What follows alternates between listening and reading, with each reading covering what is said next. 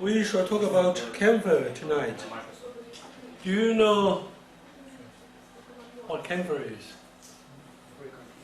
Huh? Camphor wood. It's also used for film processing. For what? Film processing. A lot of things actually, but nowadays the natural camphor is really rare. Everybody uses the chemical stuff, like the mothball and all these kind of things, are actually the chemical stuff, not natural camphor. But there was actually a saying called, there are three treasures in Taiwan: sugar, tea, and camphor. Camphor was actually one of the most important items for export. So we will talk about camphor tonight. So camphor is actually known to the world quite early. In the pre-Islamic times, the Arabian, they were already aware of the function or the usage of camphor. And the word camphor is actually derived from the French word camphor, which originated from the medieval Latin camphora, and that's the Latin form for Arabian or Arabic CAMPHOR. A lot of things actually got its name, original name from Arabic, like opium. In China, it's called apian or efurong. They all from the Arabic word opium. And in Sanskrit, camphor was called karpur. Well, all about the same. The Arabian used this camphor a lot. Therefore, it is also mentioned in Quran. And the usage of camphor was actually for culinary use, for flavoring of drinks. So camphor. Later on, we will give an idea about how camphor was actually used in the kitchen. So that's supposed to, the camphor tree should look like this, but different areas, they have different size. Like in Taiwan, camphor tree can be very big. We have a lot of camphor trees in the campus. You know that? A lot of camphor trees. Like heading towards the elementary school, there's a center of social studies or humanities studies. Right in front of it, there's a line of a row of camphor trees, but much smaller. It's not so big like this. And if you rub the leaves, you get actually the proper camphor smell. And in different countries, the camphor were actually looked after in different ways. And for example, a camphor tree like this must be very ancient, very old, and like this one is much smaller, more like what you see in Taiwan. This is a proper ground tree. So as I mentioned, the camphor leaves, they have already a very strong aroma, and that was because of the substance of the camphor oil. A tree can grow up to 20 to 30 meters, and on the leaves. Perhaps you should just look around in Zhengda, get the general idea of the camphor. On the leaves, they have a very glossy, waxy appearance. And as I mentioned, if you rub it or crush it, the smell of camphor will come out, right?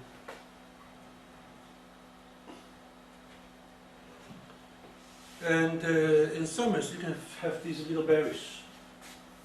This is not enjoyable.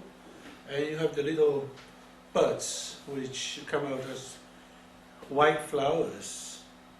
And the fresh ones will look somehow reddish, right? And the grown one in summer will be a proper dark green. And you can see that the trees with little flowers on Stop it. So, camphor is used in Taiwan in different aspects. For example, because of the smell of the camphor, so there will be no kind of termites, attract no termites. So the camphor wood can last long, and therefore it's ideal to carve the deity, the statues, with camphor wood. As you can see here, this is the Buddha. We call it Miller for the sign of it, or the typical sign of it is the big, huge ear and big belly. And the Miller was supposed to be Buddha of the future, but in many ways it was worshipped as the deity for fortune. So a lot of places you can see that Buddha with a silver bar. They always symbolize silver bars, right? And this should be a necklace of metal beads, metal jewels, and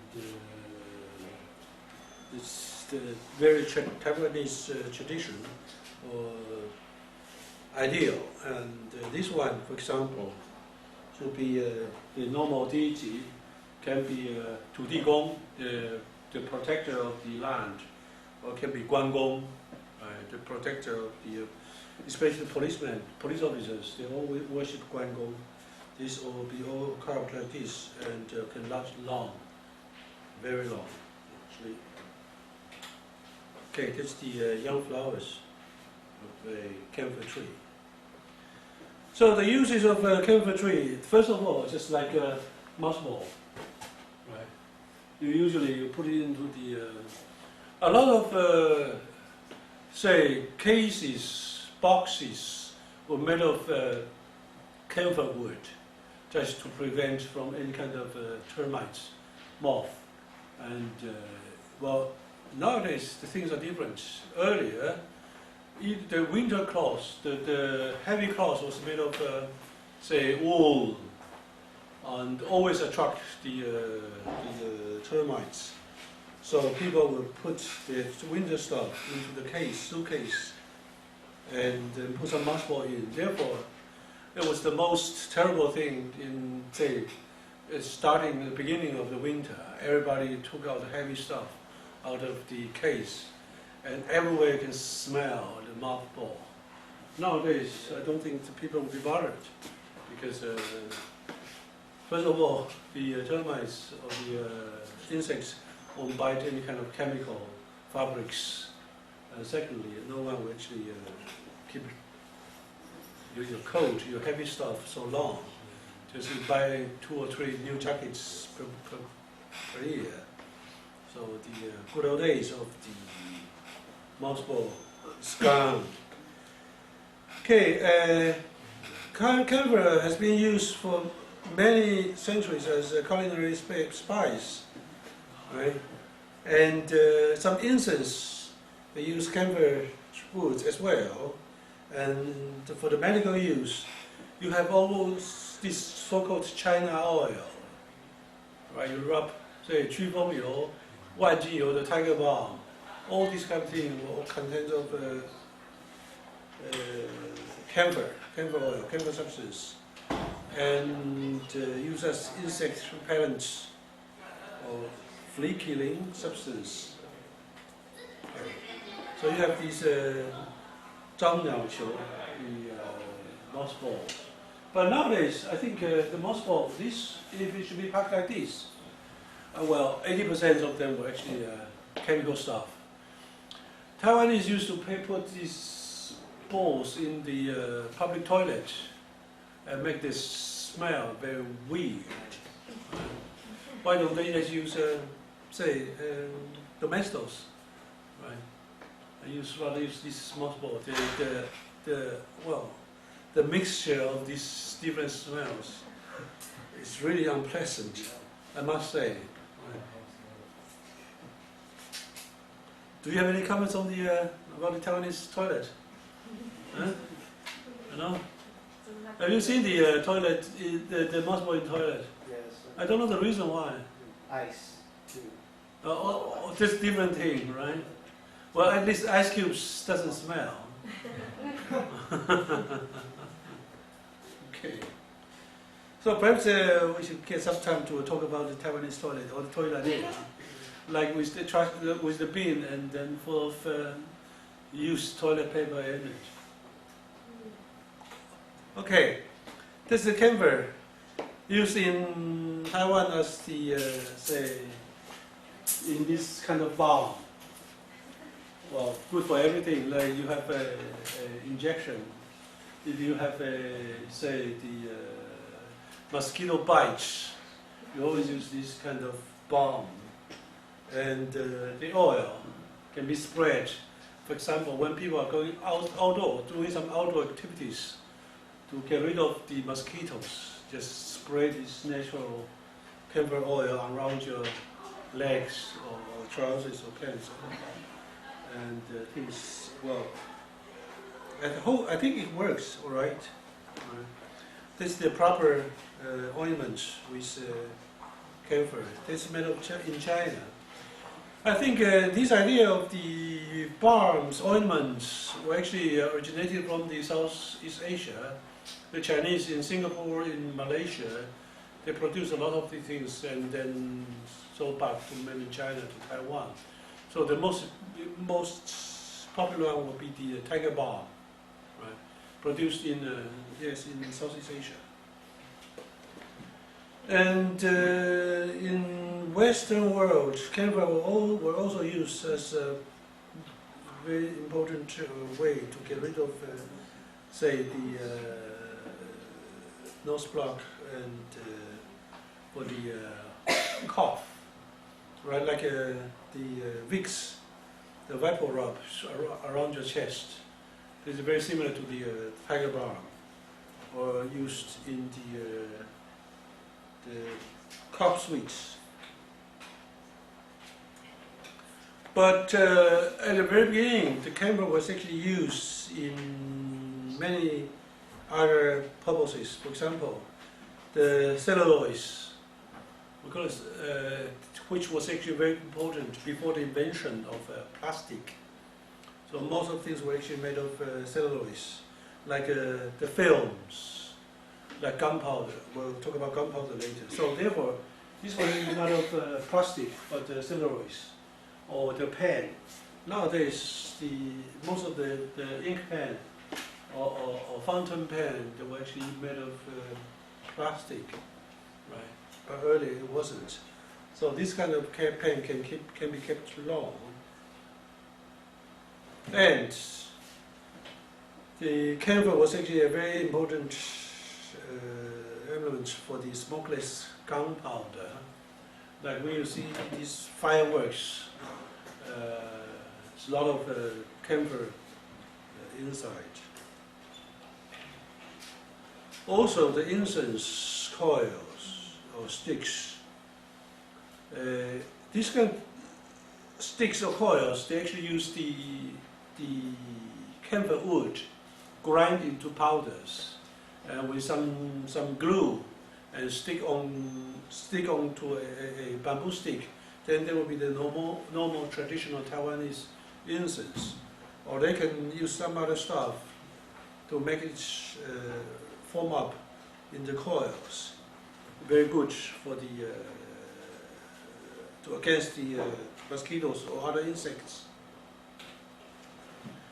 And culinary usage was also very important.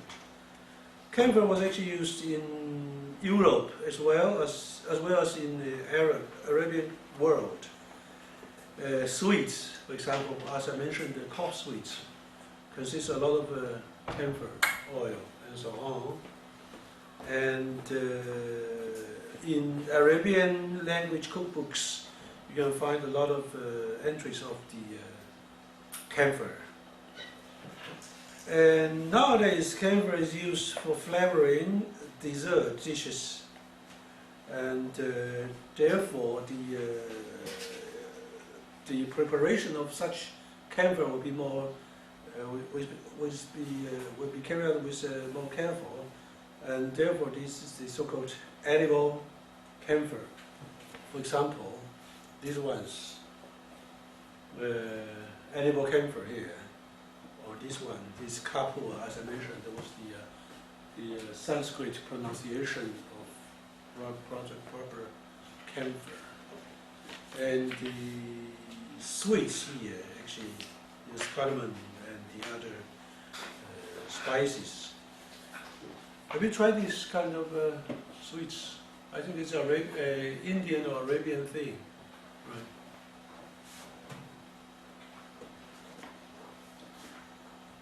And this is another one, apricot halva, apricot flavored with with camphor. And this looks very Indian or Arabian to me.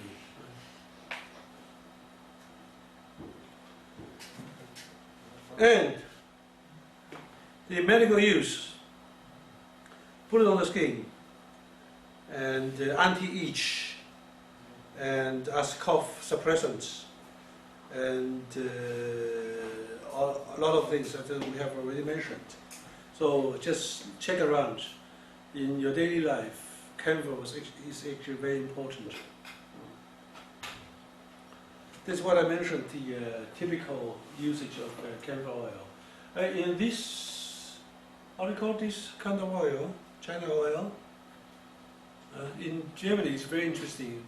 The Taiwanese always want to buy the German ABC plaster to work against rheumatism.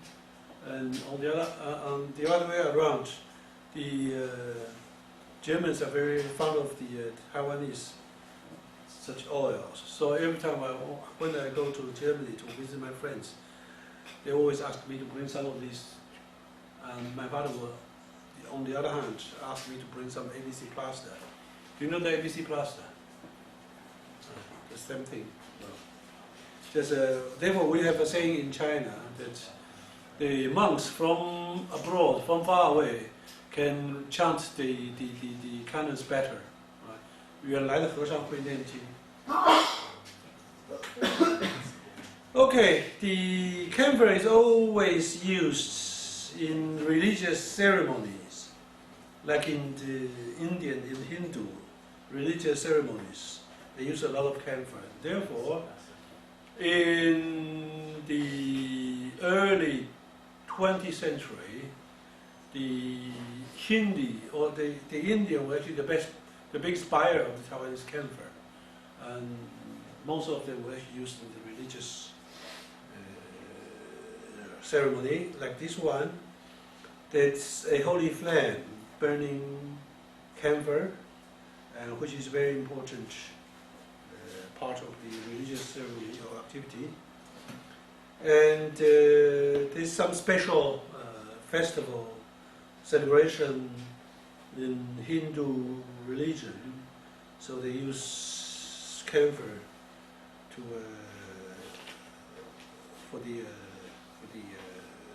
during the ceremony, for the activity.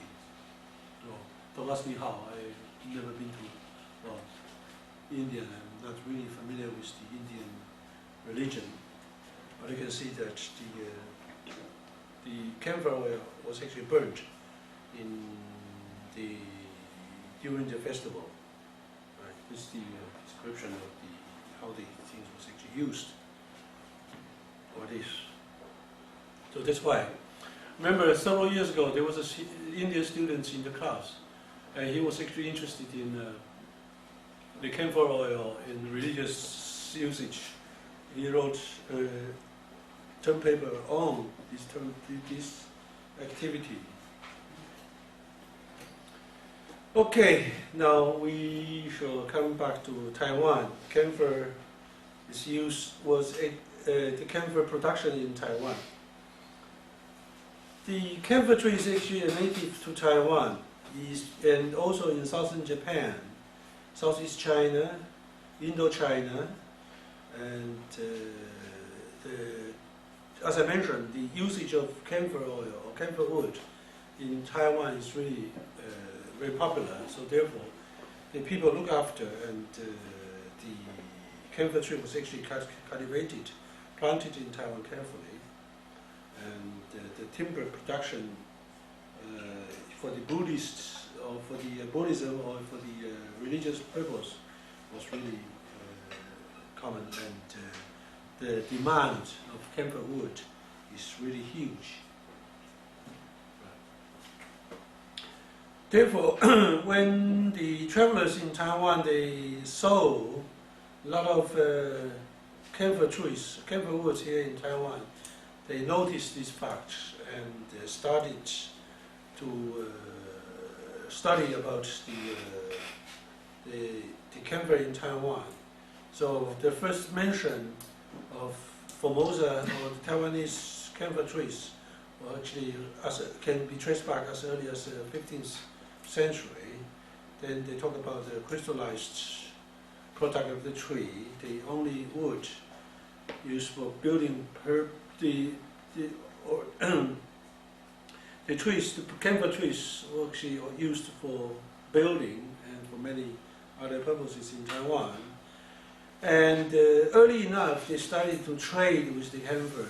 Like this one, as I mentioned, this was the Japanese Zheng Chenggong's father, Zheng Zhilong, the gang leader of the pirates across the Taiwan Strait, who had a house or family in Japan, and another one in Taiwan, in China, and he sometimes dressed as Japanese, sometimes dressed as Chinese officer.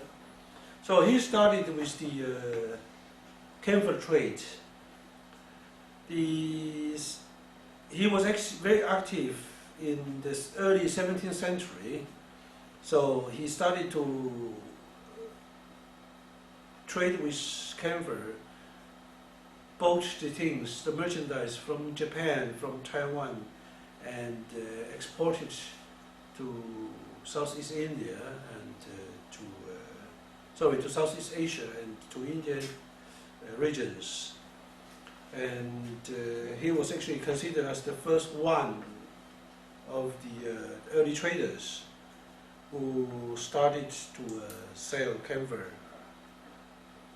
And as I mentioned, as we can see here, the camphor tree also grow in South Japan, and the demand was actually very huge. And Japanese started to produce as many as possible of the camphor for the trade. And very soon, the Japanese found that they almost used up all the camphor trees in South Japan. That's why they became very careful when they arrived Taiwan. So for all the timber or for all the forest products, they were very careful. Every tree down there have to plant tree to replace. That's why we have so many trees, forests in Taiwan.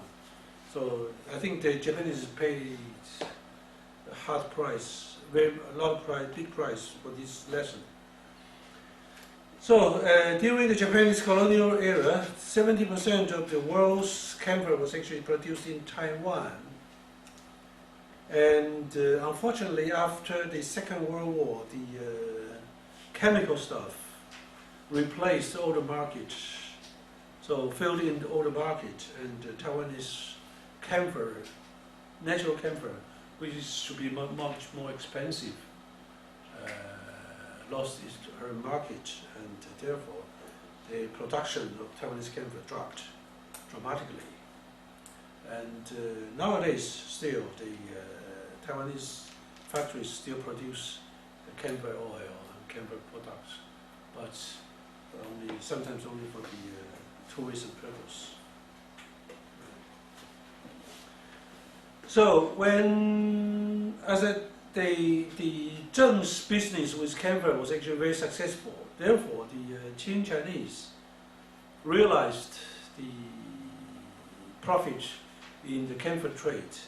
So after defeating Zheng Chenggong's regime in Tainan, the Qing government set up a new political administration and control carefully, watch out carefully the camphor production, and realize, of course, that the camphor business profitable, and therefore in the 18th century, the camphor became a very important part of Taiwanese trade, along with the tea and as well as the sugar.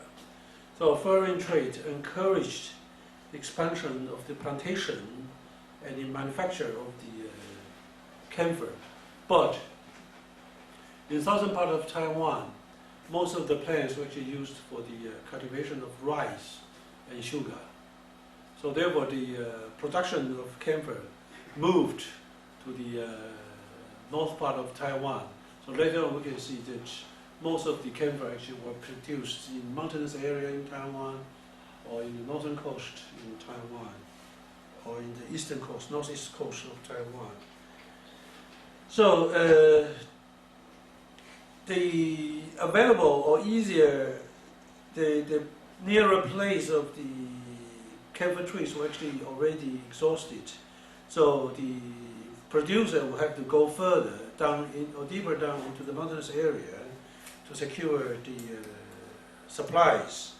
Therefore, the workers entered the regions was actually safeguarded by the Aborigines, and therefore the conflict between the Chinese and the Aborigines started then. Most of the reason was for the camphor, not for the sugar and, as I mentioned, sugar and rice actually produced in these, or more concentrated on the plants, and there was hardly any Aborigines. So that is actually a sources of conflict. Now the term "nao ding" now is actually camphor. In Chinese it's called "zhao nao." Ding is actually, well, in Chinese term is boy or man. Right? We say "ren ding," "ren ding." This is every man.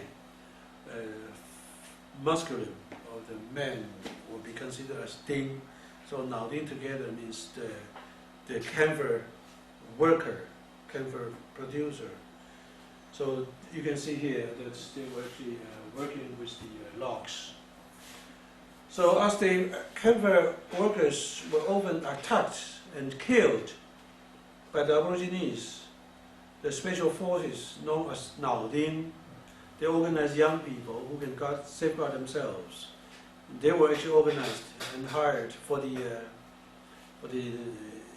cultivation or for the gaining of the camphor logs in further mountainous area.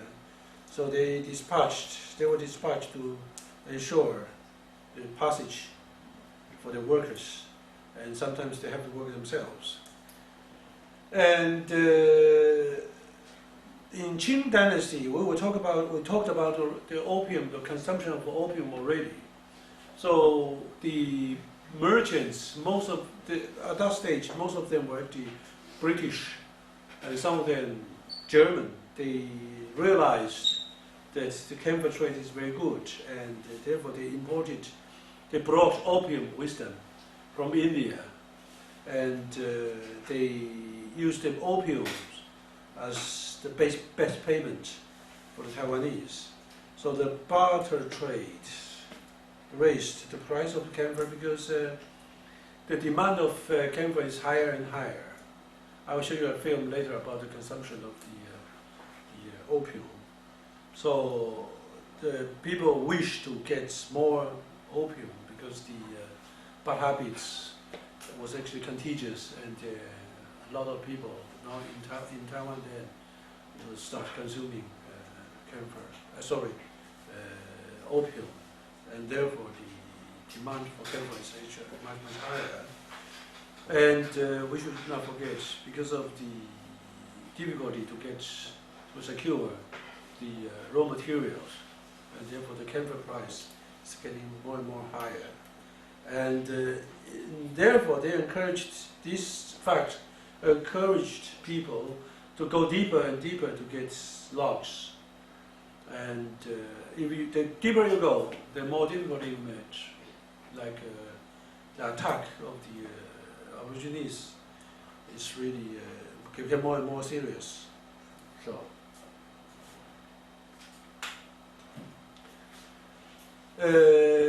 On the other hand,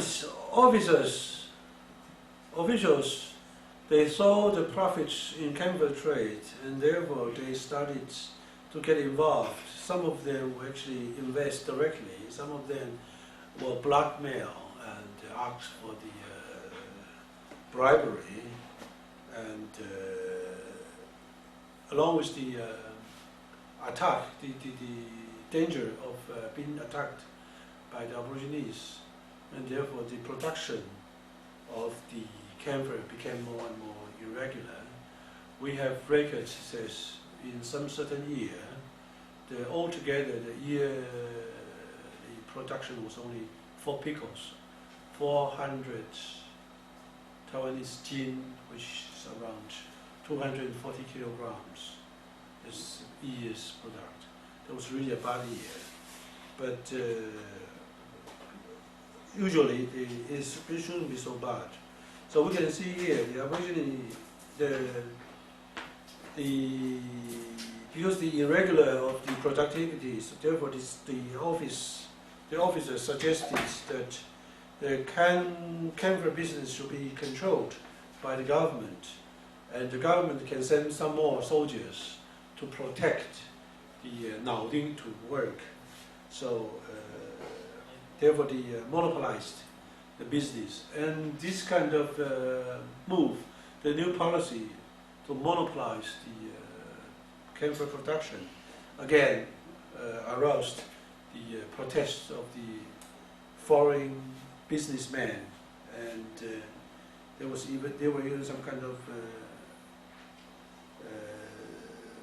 conflicts between British and Taiwanese just because of the monopoly. So again here, you can see here, this, I will show you a film later how to tell you how the camphor was actually produced.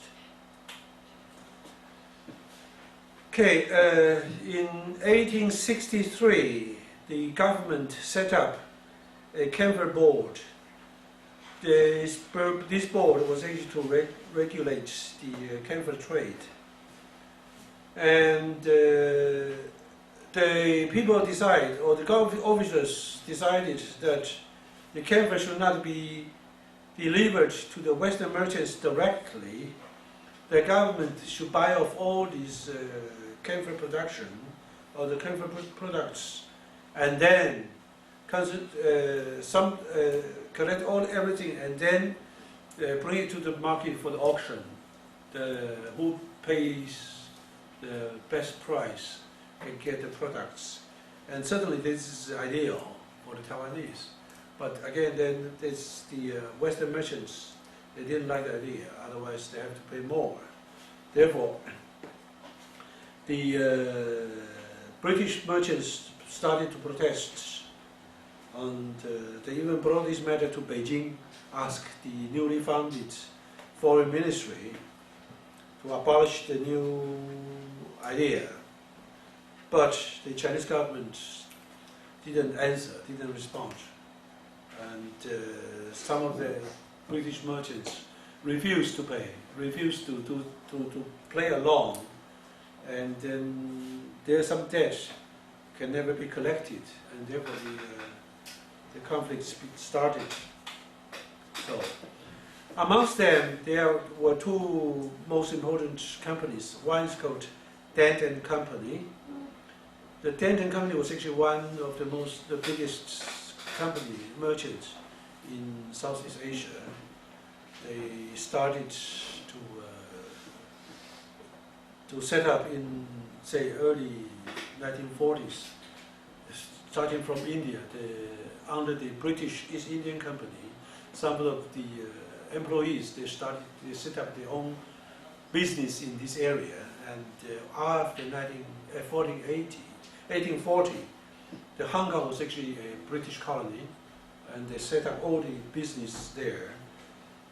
Dent, for example, is one of them. Jardine is another one. Madison is another one. A lot of business, they came to Taiwan to buy sugar, camphor, or tea, and some of it was more involved in camphor business.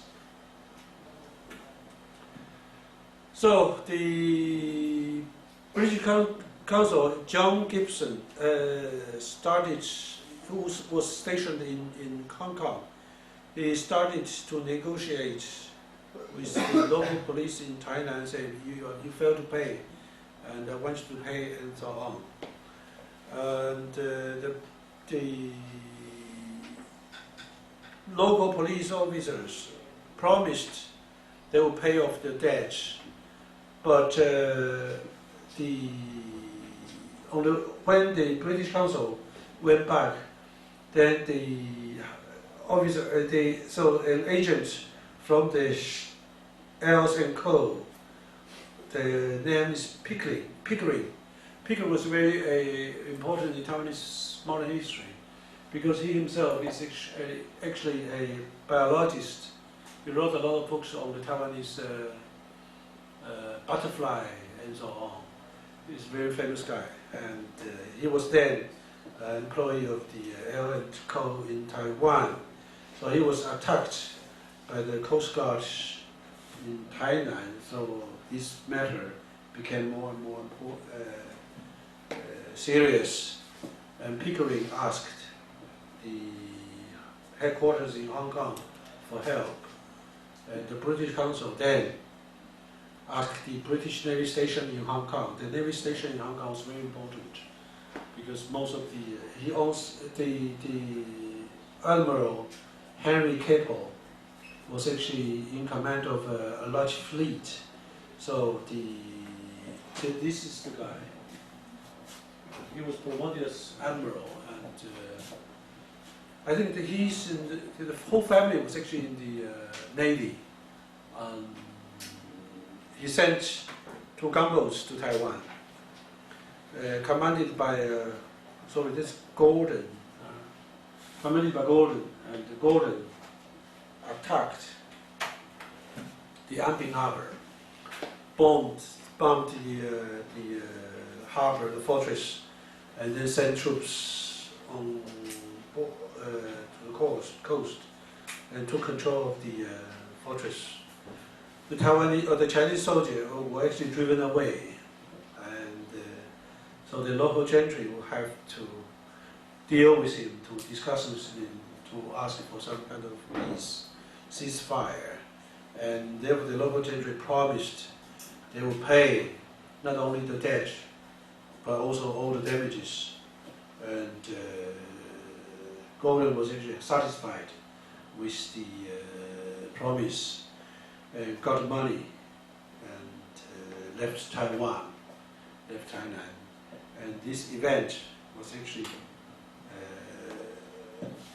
not ended there. The government, the British government again sent the British, he's the minister. Right. So the contest, it was actually the term, the contest of camphor in British entry, in British records. So the British minister in Beijing, Alcock was actually a very, very important person. He has a proper Chinese name, Ali Guo. He discussed with the governor of Fujian, because then Taiwan was actually under Fujian, was actually a part of the Fujian province. So they signed up an additional agreement, and in which the state-operated camphor business should be cancelled. So everything back to the good old days, that the camphor business should remain on the private hands, and therefore the camphor exports increased again, because everything was actually settled, and the British merchants arrived again. So all about this contest of camphor, please check the book. Davison's book, James Davison, The Island of Formosa. Have you read about it? Have you read this book? Well, check it. It is in the South Sky Company, reprinted there.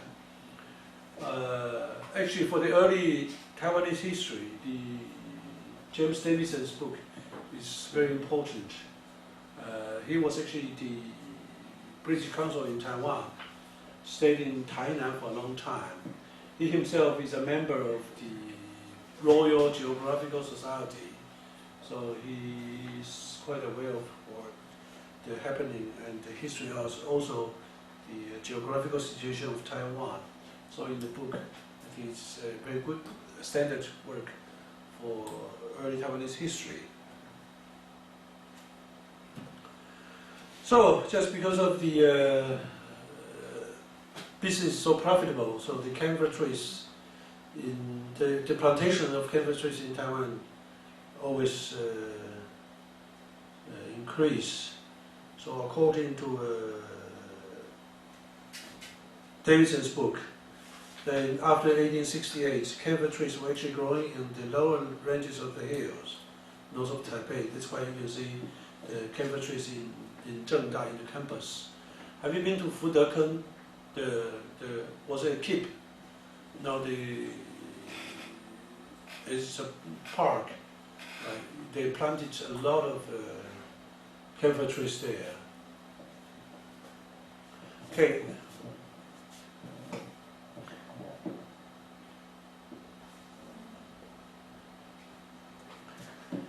Later on, we talk about the production of how camphor was actually produced. Perhaps we should have 10 minutes break first. All right?